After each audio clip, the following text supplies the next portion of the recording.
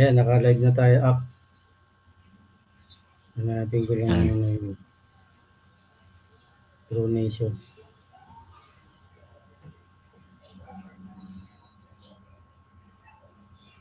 Parang hindi pa ayan, naka-live na. Okay na, Up. Naka-live na tayo. True Nation. Yan. Okay, sige.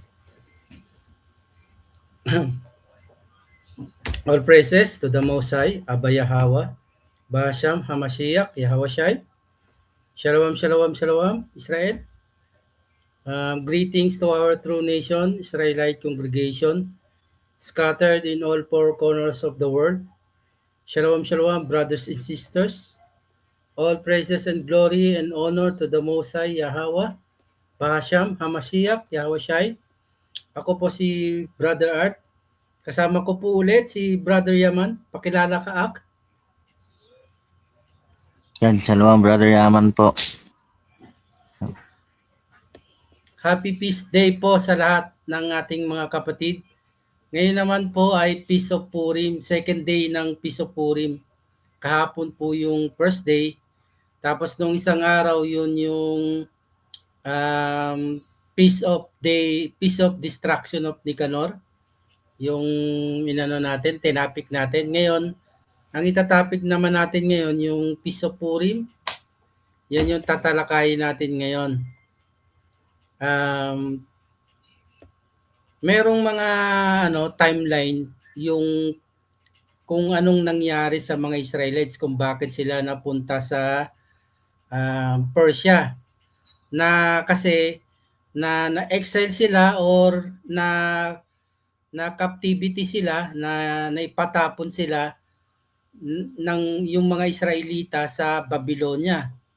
Nangyari ito sa panahon ni Haring Nebuchadnezzar ng Babylonia kasi sinakop sila ng Babylonia noong 597 BC. Yung Jerusalem at yung templo, yun, winasak yun ng Babylonia. Sinakop ng Babylonia yung Jerusalem. Tapos winasak yung templo. At maraming Hudyo ang dinala bilang bihag sa Babylonia. Mababasa natin yan sa 2 Kings chapter 24 verse 14. Basahin mo, Ak.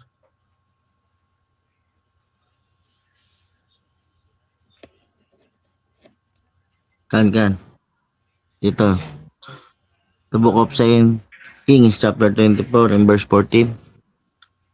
It reads, at biniyag niya ang 10,000 na niniran sa Jerusalem kasama ang lahat ng opisyal, pinakamahusay na sundalo, lahat ng mahusay na manggagawa at mga panday. Ang pinaka mahihirap na tao lang ang natira.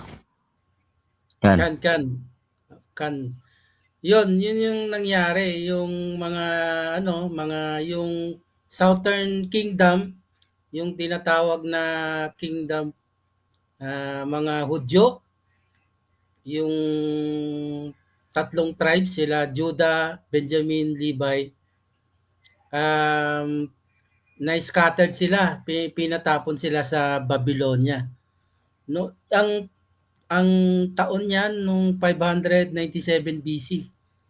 Ayun.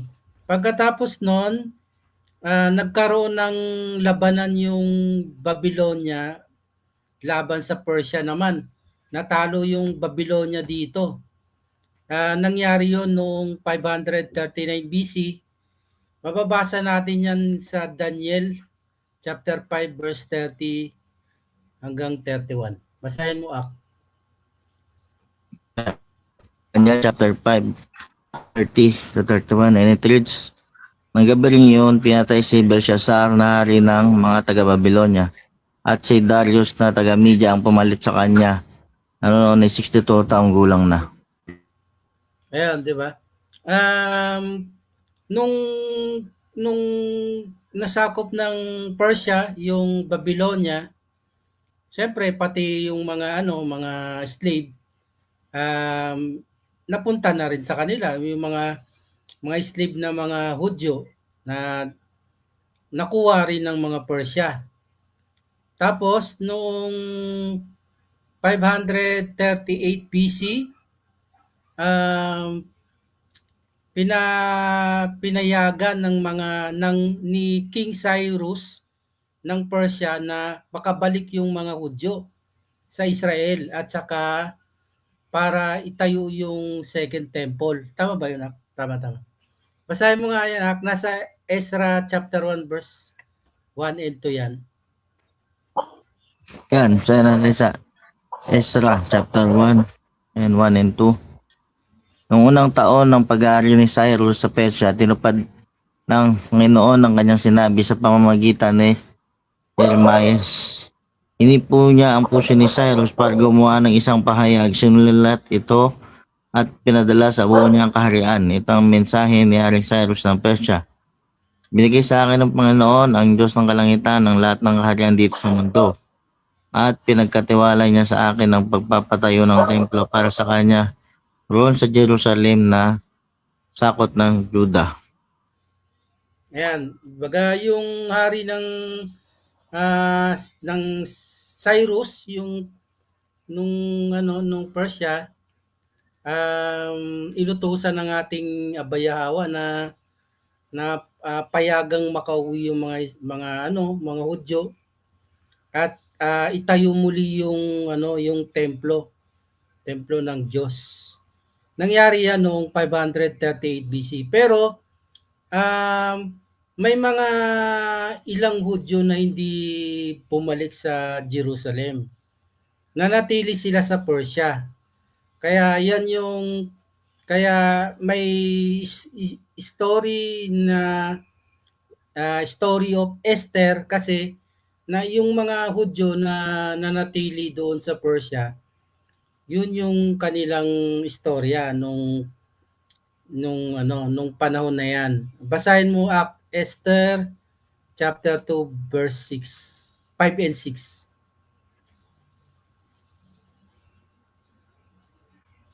Esther chapter 2 verse 5 and Ito.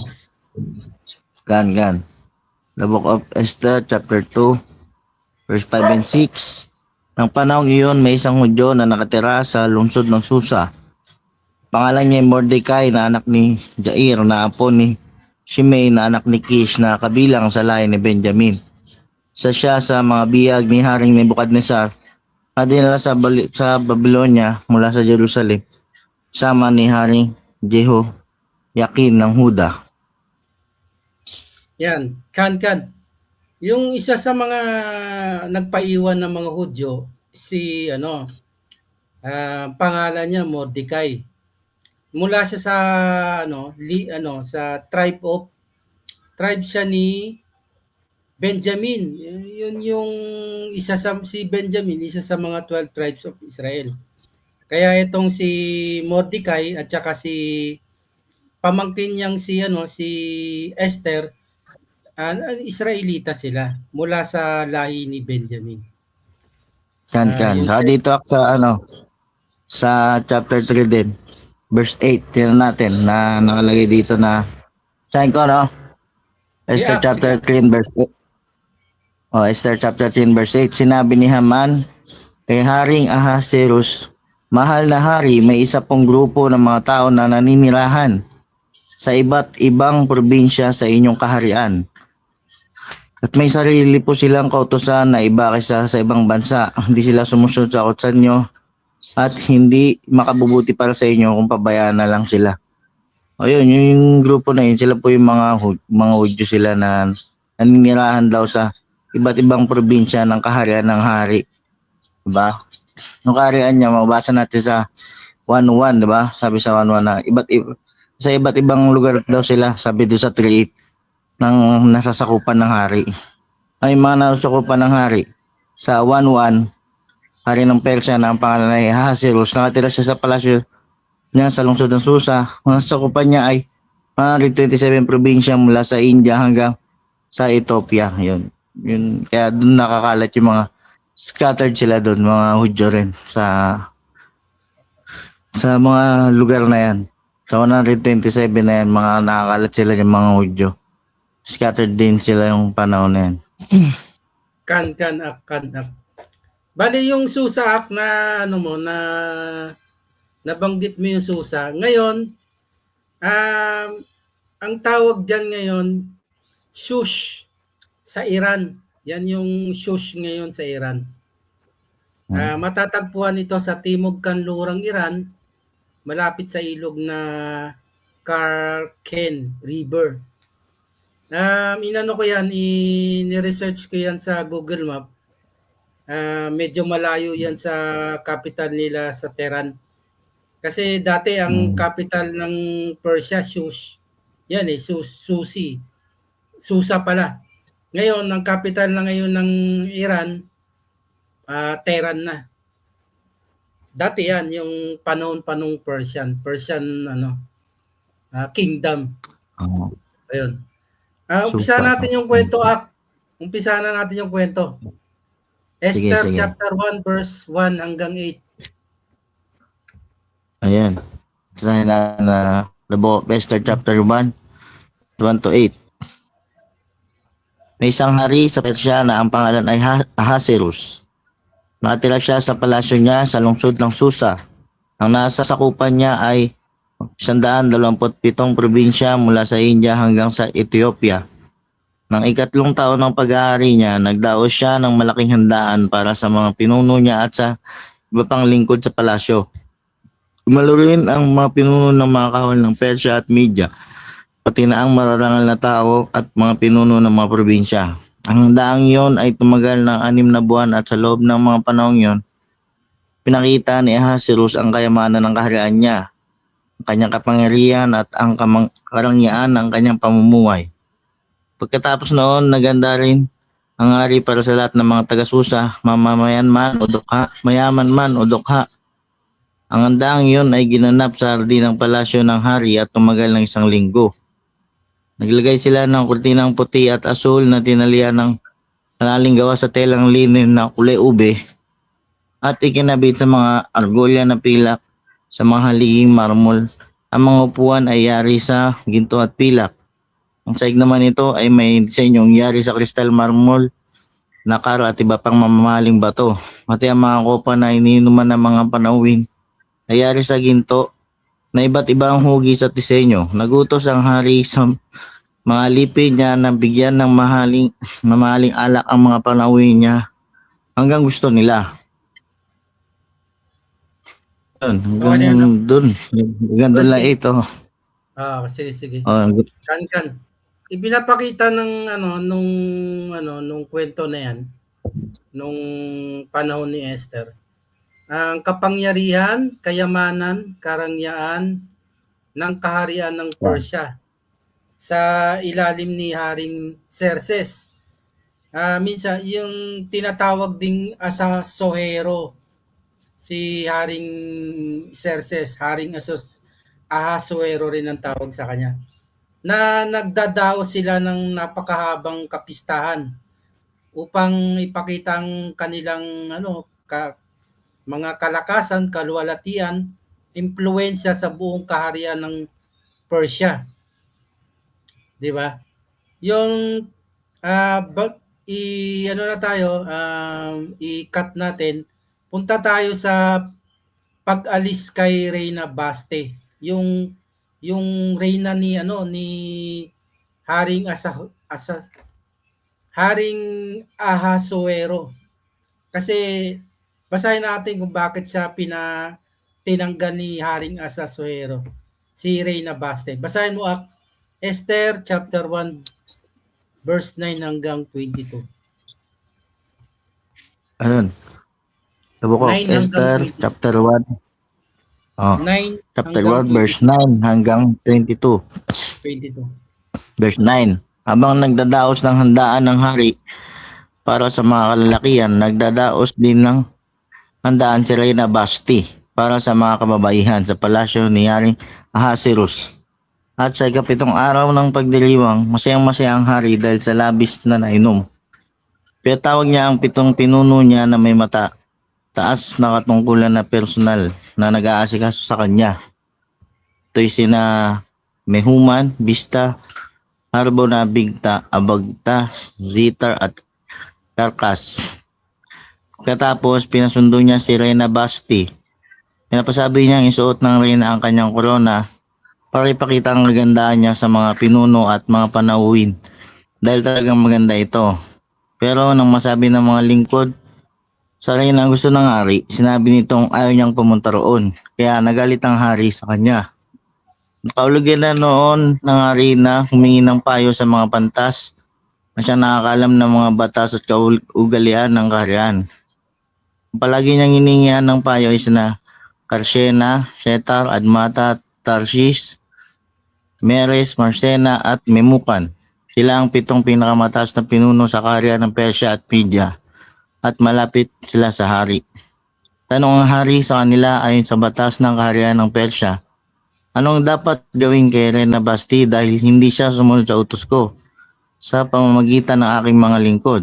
Lumagot si Memukan, mahal na hari, kasala po si Reyna Basti hindi lang sa inyo, kundi pati rin sa mga pinuno ng kaharian ng Persia at Media at sa mga mamamayan ng buong kaharian. Ang ginawa ni Reyna Basti ay tiyak na malalaman ng lahat ng kababaihan sa buong kaharian at gagayahin din nila yon. Hindi rin sila magsisunod sa asawa nila dahil mangangatwiran sila na si Reyna Basti nga ay hindi sumunod nung pinapunta siya ng hari noon sa kanya. Kaya simula ngayon, maaari ito rin ang gawin ng mga asawa ng mga pinuno ng Persia at Media na makakabalita sa ginawa ng Reyna. Kaya ang mangyayari, di nagagalang ng mga asawang babae ang kanilang mga asawang lalaki at magagalit ang mga ito sa kanila. Kaya kung gusto niyo, mahal na hari, numungkain namin na gumawa kayo ng isang kautusan na huwag na magpapakita pa sa inyo si Reyna Basti at palitan ninyo siya ng reynang mas mabuti kaysa sa kanya. Pasulat po ninyo ang kautusang ito at isama sa mga kautusan ng kaharian ng Persia at Media para hindi na mabago. At kapag naipayag na ito sa buong mundo, kaharian, sa buong kaharian, tiyak na igagalang ng mga babae ang mga asawa nila mula sa pinakadakila hanggang sa pinakaaba. Nagustuhan ng hari at ng mga pinuno ang payo ni Memukan kaya sinunod niya ito. Pinasulat niya ito at ipinadala sa lahat ng probinsya na nasasakupan ng kaharian niya ayon sa kanilang wika. Sinasabi sa sulat ng lalaki ang siyang dapat na mamuno sa sambayan niya. Yan. Kan, bali si Reyna Basti, tumanggi siyang sumunod sa utos ng ni Haring Ahasuerus. Kaya siya tinanggal bilang reyna. Yung kanyang aksyon ay naging halimbawa para sa ibang kababaihan sa kaharian. Para hindi siya tularan, tinanggal siya nung hari kasi humingi ng payo yung hari sa mga tagapayo niya. Ang pinayo ng mga tagapayo niya, para hindi pa marisan yung reyna si Reyna Basti, tinanggal siya. Gumawa pa sila ng kautusan para maging halimbawa na hindi pa marisan yung ginawa ni Reyna Basti. Ang kaganapang ito ay nagbukas ng pagkakataon para kay Esther na maging bagong reyna ng Persia. Ayun. Tapos, namili ng bagong reyna. Basahin natin. Esther chapter 2 verse 1 hanggang 4. Yan. The book of Esther chapter 2 in verse 1 to 4, and it reads, nang mawala na ang galit ni Haring Ahasuerus, naalala niya si Basti at ang ginawa nito at ang kautusan na nilagdaan niya laban dito. Sinabi ng mga pinunong naglilingkod sa kanya, mahal na hari, bakit po hindi kayo maghanap ng magagandang dalagang birhen? Pumili po kayo ng mga pinuno sa bawat probinsyang nasasakupan ng kaharian ninyo para maghanap ng magagandang dalagang birhen at dalhin dito sa lungsod ng Susa, sa tahanan ng mga kababaihan. Ipaasikaso niyo sila kay Hegay na isa sa mga pinuno ninyong mataas ang katungkulan na nangangalaga sa tahanan ng mga kababaihan. Siya na po ang bahalang magbigay sa mga dalaga ng mga pangailangan nila para sa pagpapaganda at ang dalaga pong magustuhan nyo ang siyang ipapalit nyo kay Basti bilang reyna. Nagustuhan ng hari ang payong ito kaya sinunod niya. Yan. Kan. Yun, pagkatapos nung pagtanggal kay ano, yung sa dating reyna na si Reyna Basti dati, ay dating reyna siya. Naganda ang hari ng Persia ng programa para pumili ng bagong reyna. Isa si Esther ang ano, yung isa sa mga pipiliin si Esther is na isang Israelitang dalaga na maganda at may mabuting ugali na inilagaan at inihanda para sa palasyo. Bagaman siya ay isang ano, Israelitang Hudyo, hindi niya ito ipinahayag sa simula. Basahin natin yung si Esther ay napiling isa sa mga dalaga. Esther chapter 2 verse 5 hanggang 14. 5 hanggang 14. Kan. 5 hanggang 14. Yan. Esther chapter 2 verse 5 to 14. Ang panahong iyon, may isang Hudyo na nakatira sa lungsod ng Susa.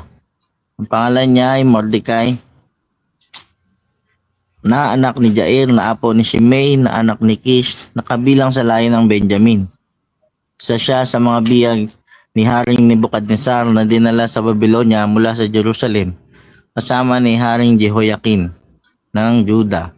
Si Mordecai ay may pinsang dalaga.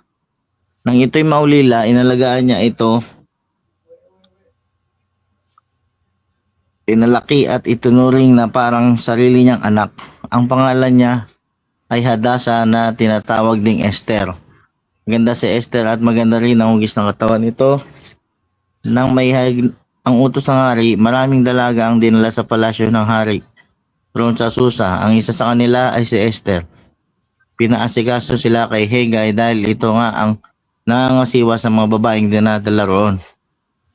Tuwang-tuwa si Hegai kay Esther, kaya mabuti ang pakikitungo niya rito. Binigyan niya agad ng pagkain si Esther at ng mga kailangan nito sa pagpapaganda.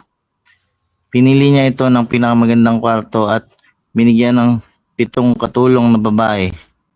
Di sinabi ni Esther na isa siyang Hudyo dahil pinagbilitan siya ni Mordecai na huwag itong sabihin. Araw-araw namang dumaraan si Mordecai malapit sa bakuran ng bahay na tinitira ng mga dalaga para malaman ang kalagayan ni Esther at kung ano na ang mga nangyari sa kanya.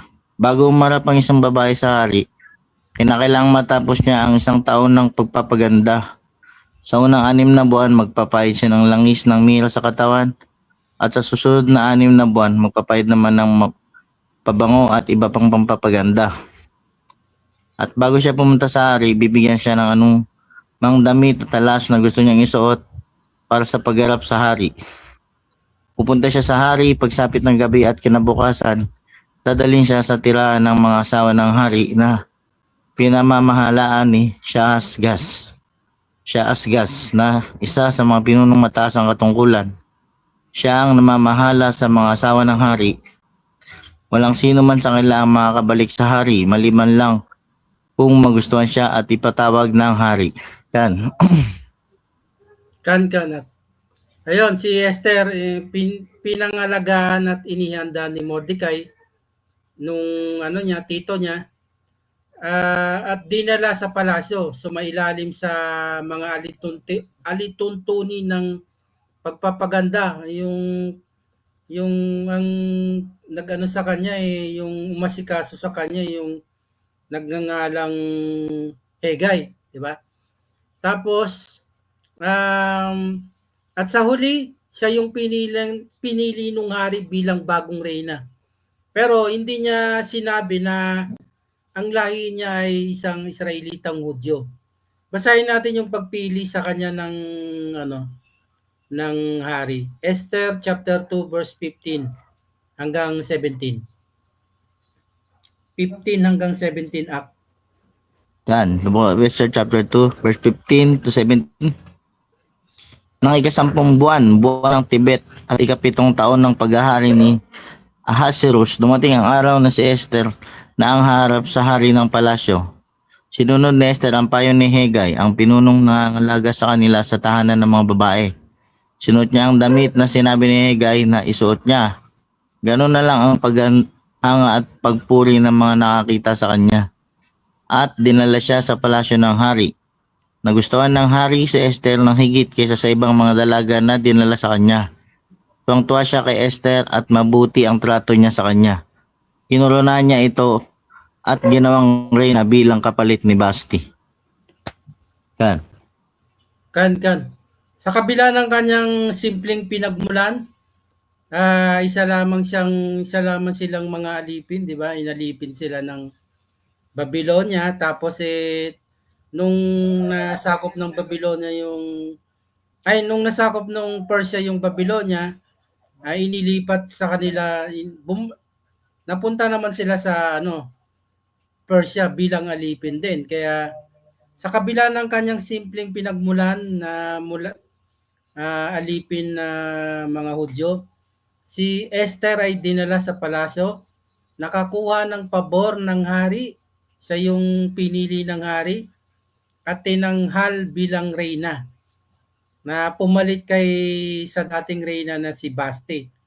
Ang kanyang kapalaran ay nagpapakita ng probidensya ng ating Diyos na handang ilagay ang tamang tao sa tamang oras upang matupad ang kanyang layunin.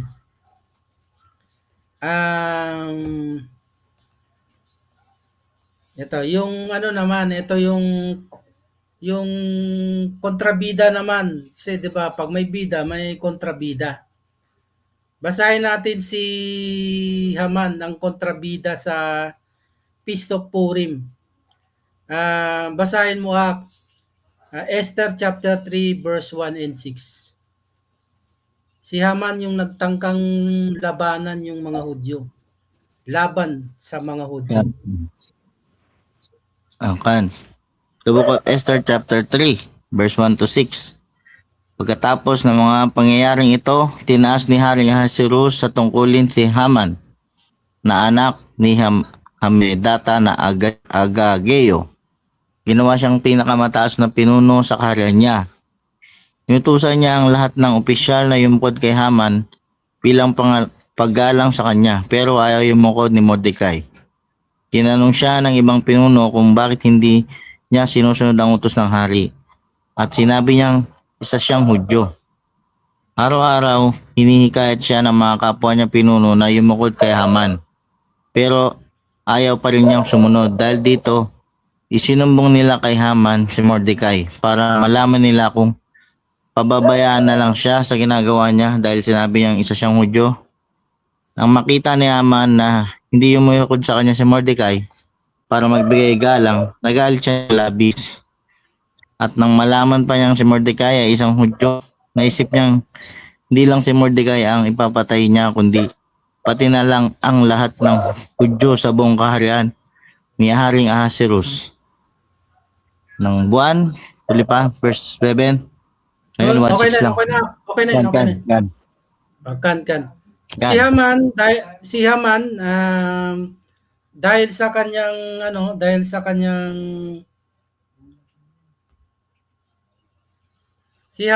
sa kanyang mataas sa posisyon at galit kay Mordecai na isang Hudyo. Bakit galit si Haman sa mga Hudyo?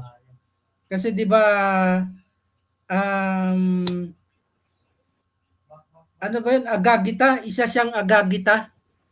Yung Agagita, yun yung lahi ni Amalek. Tapos si Amalek, ang lahi ni Amalek, yung lahi siya ni Esau. Tama ba? Tama. Ano yan? Okay. Mga kalaban ng Hudyo. Diba, nabasa sa 1 Samuel. Diba? Kan. Laging merong hidwaan yung si Esau at si mga Israelites, di ba? Kaya kapag yung lahing Agagita, masama ang loob nila sa mga Israelita. Kasi noon yung hidwaan nila simula pa nung kala Esau at saka kala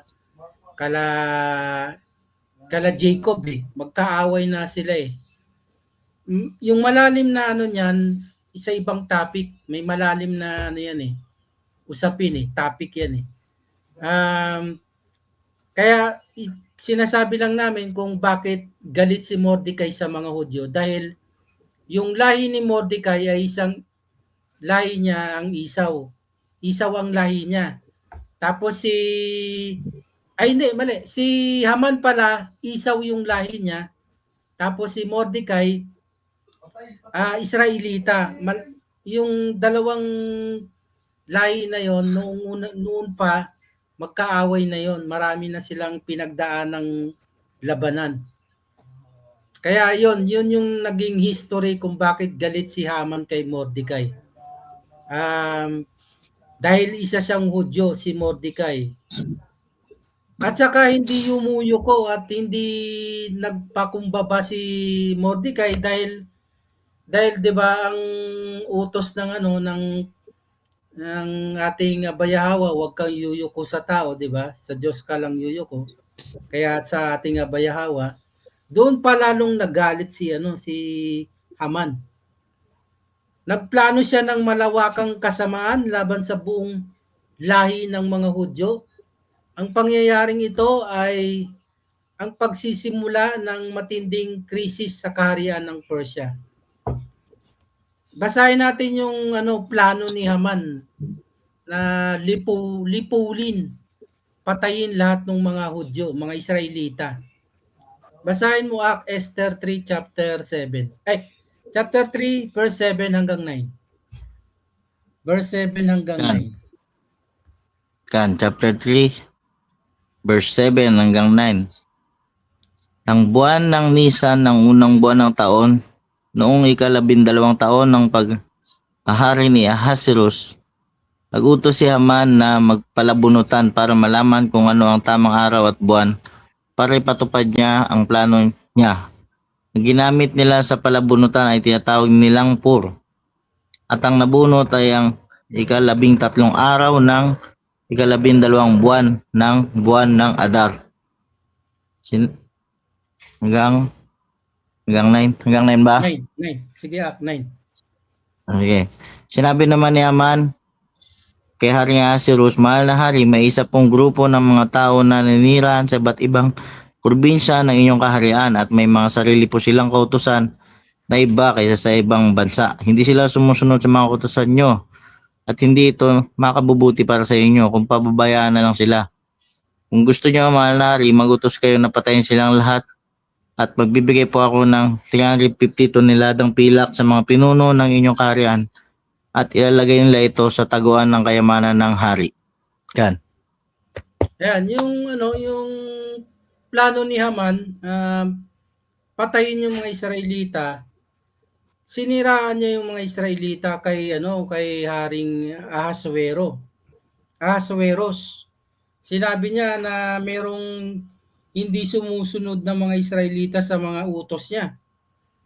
Kaya ang nangyari, pinagkaloob ni Haring Ahasuerus kay Haman yung buong kapangyarihan na maglabas ng kautusan, kaya na papatayin lahat ng mga Hudyo na nandoon sa lahat ng probinsya ng Persia. 'Yon. Tapos yung pagpapadala ng kautusan sa lahat ng probinsya ng Persia, basahin mo chapter 3 verse 12 hanggang 13. Chapter 3 12 to 13. 3:12 to 13. Esther chapter 3 verse 12 to 13. Kaya nung 13 araw ng unang buwan, ipinatawag ni Haman ang lahat ng kalihim ng hari. Nagpagawa siya ng sulat sa kanila para sa mga gobernador ng mga probinsya, mga pinuno ng mga bayan at sa iba pang mga pinuno sa buong kaharian. Sa kanilang sariling wika, ang sulat ay ginawa sa pangalan ni Haring Ahasuerus at tinataka ng singsing ito. Ang sulat na iyon ay pinadala sa lahat ng probinsya ng kaharian sa pamamagitan ng mga mensahero. Nakasulat dito ang utos na sa loob lang ng isang araw ay papatayin ang lahat ng Hudyo, bata, matanda, lalaki at babae at sasamsamin ang lahat ng ari-arian nila. Gagawin ito sa 13 araw ng 12 buwan ng Adar. Kan. Kan. Yan yung kautusan laban sa mga Hudyo, mga Israelitang Hudyo. Ginawang opisyal at ipinakalat sa buong kaharian na hindi na mababawi. Kasi utos na yan ng hari eh. Lahat ay inatasang patayin ng mga Hudyo at kunin ang kanilang mga ari-arian. Yun yung nakalagay sa kautusan ng hari. Ayun, kaya pagdating sa sa kala Mordecai, lalo na kay Mordecai kasi siya yung unang nakasagap ng balita na papatayin yung lahat ng mga Hudyo doon sa sa Persia. Basahin natin yung Esther chapter 4 hanggang verse 12 hanggang 14. Wait lang. Yan. Yung yung sitwasyon, ang sitwasyon. Esther chapter 4 verse 12 hanggang 14.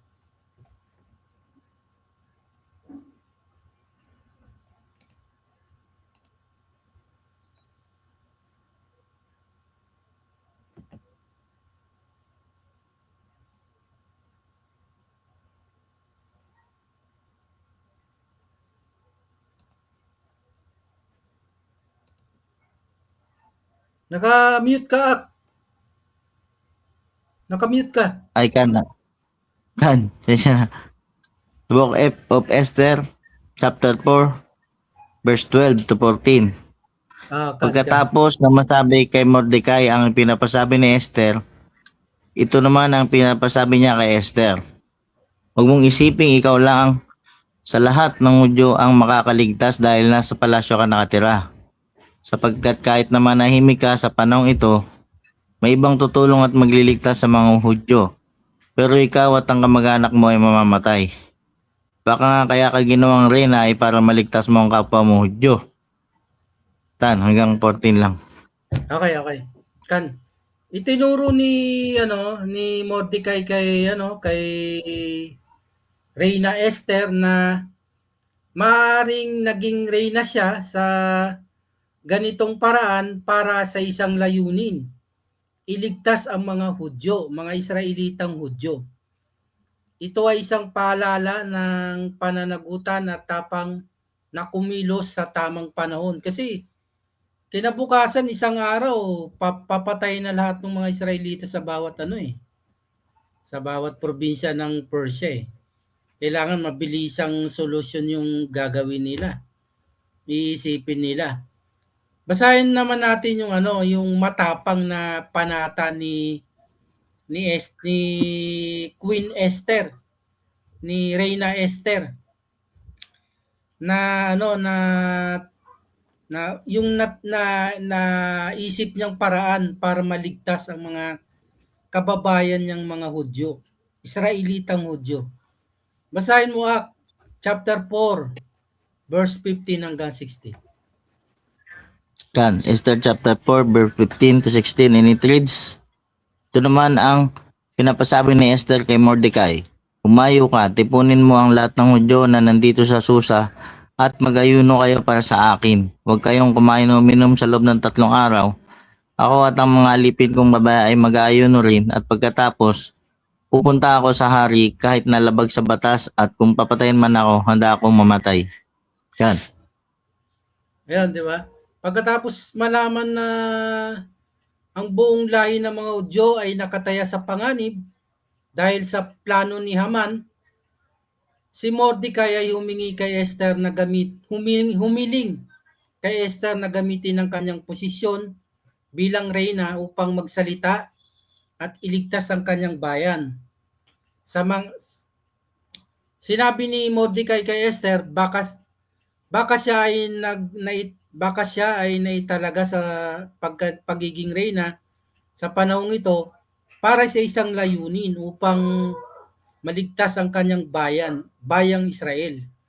Pinaalala niya sa kanya na hindi lamang para sa sarili niya ang kanyang posisyon, kundi para sa kabutihan ng maraming tao. kahit na alam niyang maaari siyang mamatay kung lalapit siya sa hari, kasi hindi ka pwedeng basta-basta lalapit sa bulwagan ng hari kung walang pahintulot eh. Pwede kang ipapatay, 'di ba? Pero nagpasya si Esther na lumapit sa hari. Bago gawin ito, nanalangin siya at inihayag ang isang tatlong gumawa sila, nag-ayuno sila ng 3 days. Yun yung panata nila at saka para sa gabay ng ating Abayahawa, di ba? Basahin natin yung yung i-fast forward na natin kung ano nangyari kay Haman, at saka kay Esther, kung pinaburan ba siya nung hari o si Haman yung pinaburan ng hari. Basahin natin Esther chapter 7 verse 9 hanggang 10. Si Haman ay pinatawan ng kanyang parusa. Esther chapter 7 verse 9 hanggang 10. Yan, Esther chapter 7 verse 9 to 10, and it reads, sinabi ni Harbona, isa sa mga lingkod ng hari, nagpagawa po si Haman ng matulis na kahoy para tuhugin si Mordecai, nagligtas sa inyong buhay. Taas po ng kahoy ay 75 bakan at malapit ito sa bahay ni Haman. Kaya nagutos ang hari, doon nyo siya tuhugin, at tinuhog nga nila si Haman doon sa pinagawa niyang matulis para kay Mordecai, at nawala ang galit ng hari. Ayan, bago yan,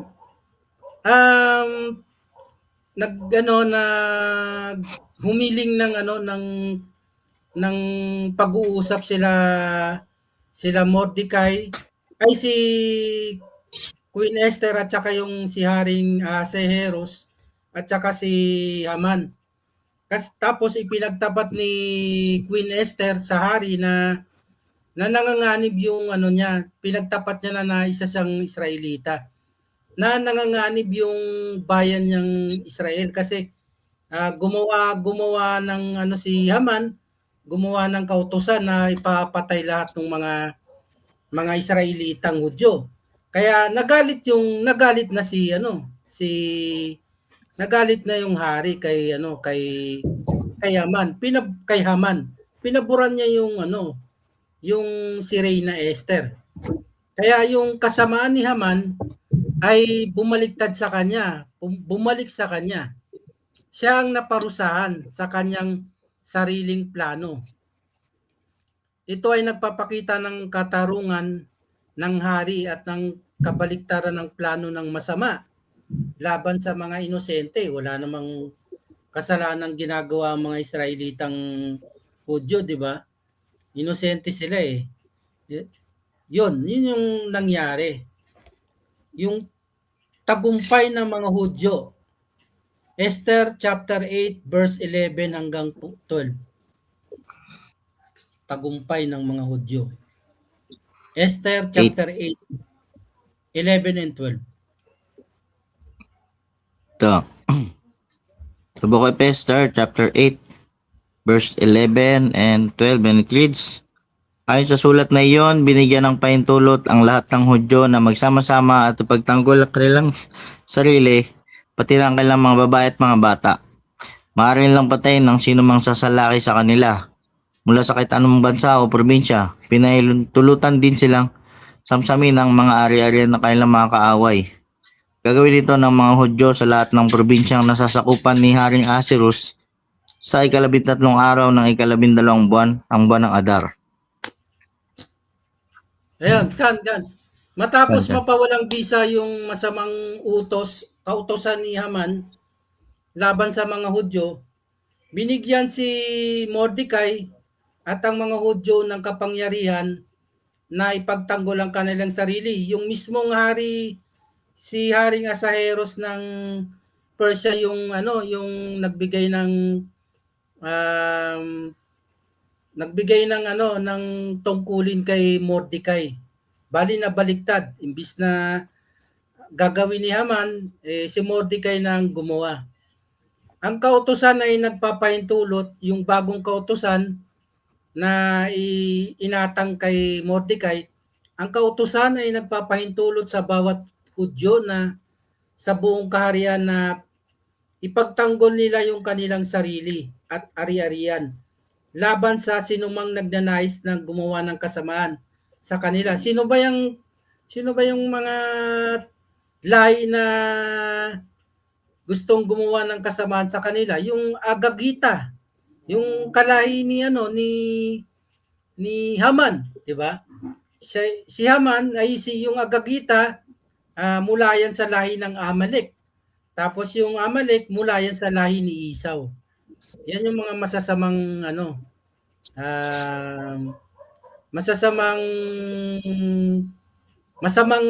yung lahi nung panahon ng mga Israelita.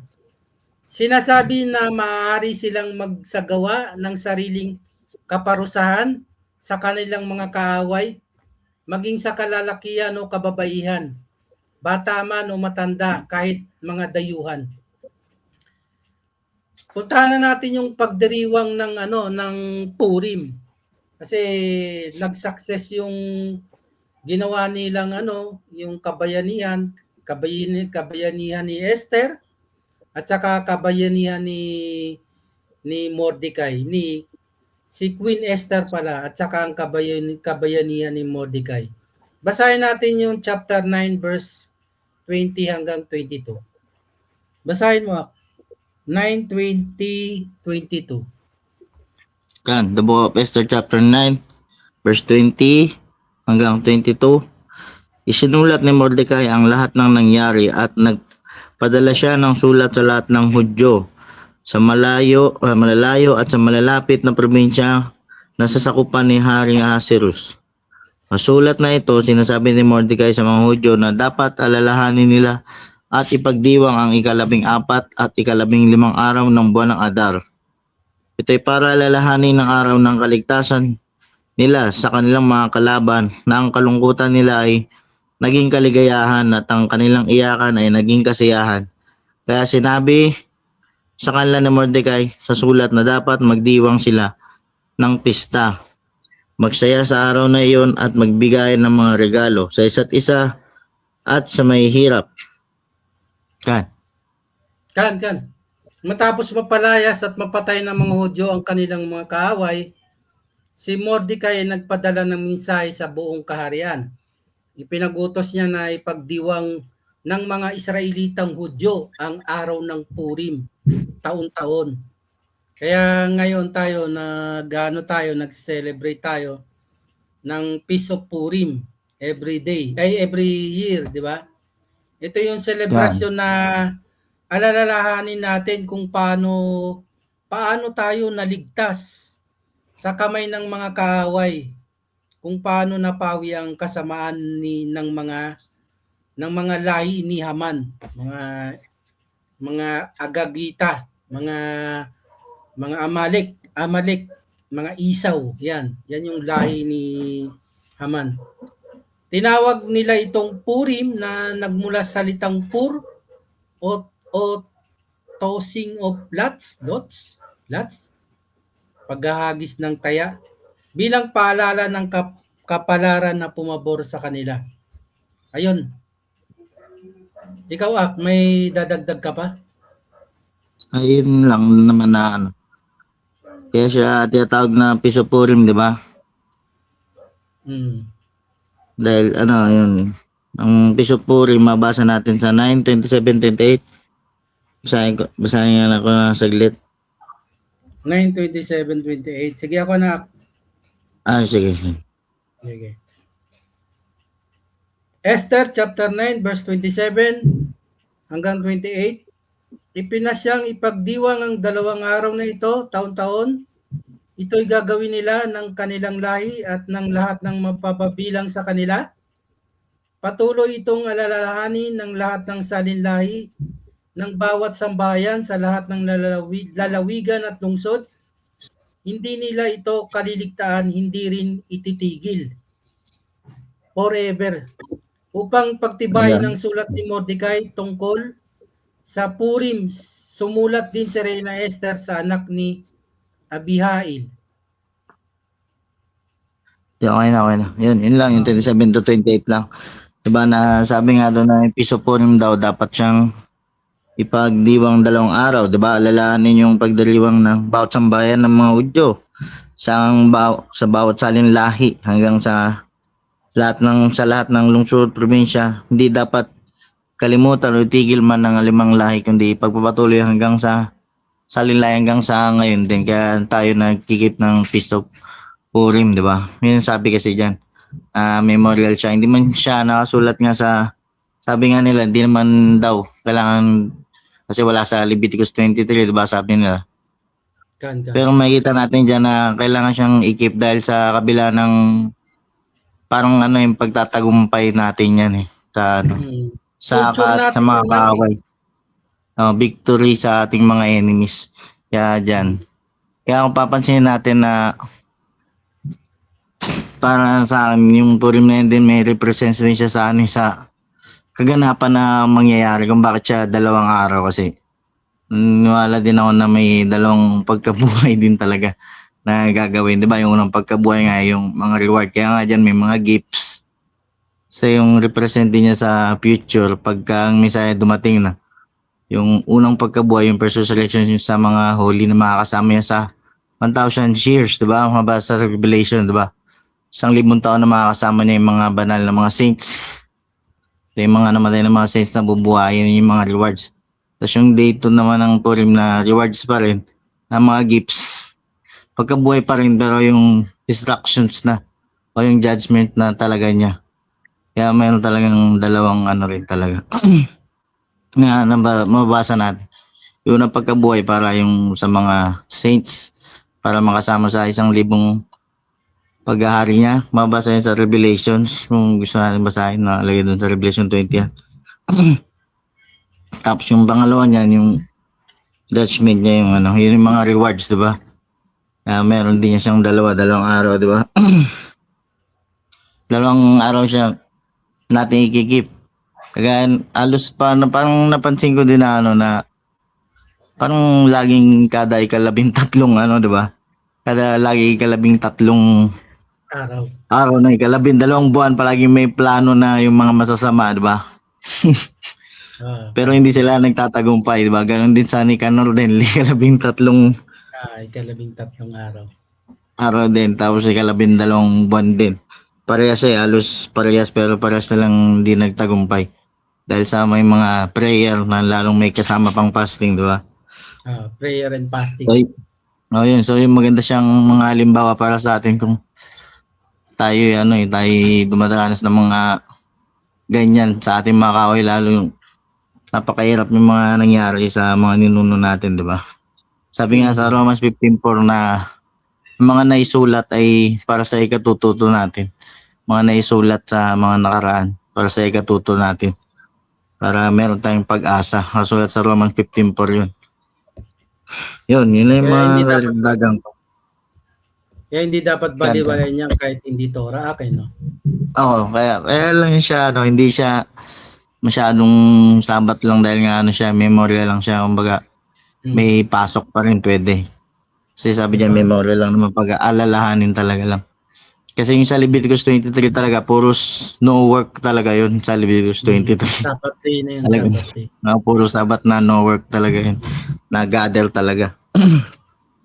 Dito naman pwede siyang pumasok ka tapos sabat pa rin naalalahanin mo, syempre. Magluto, pwede ka rin magluto. Transaction. Okay. Yun lang. So, okay na. Stop. Okay na. Okay, mag-wrap up na tayo. Okay. All praises and glory to and the honor. Master. Yahweh, Bahasham, Hamashak, Yahweh Shai. Come, Israel. Kam. Kanak.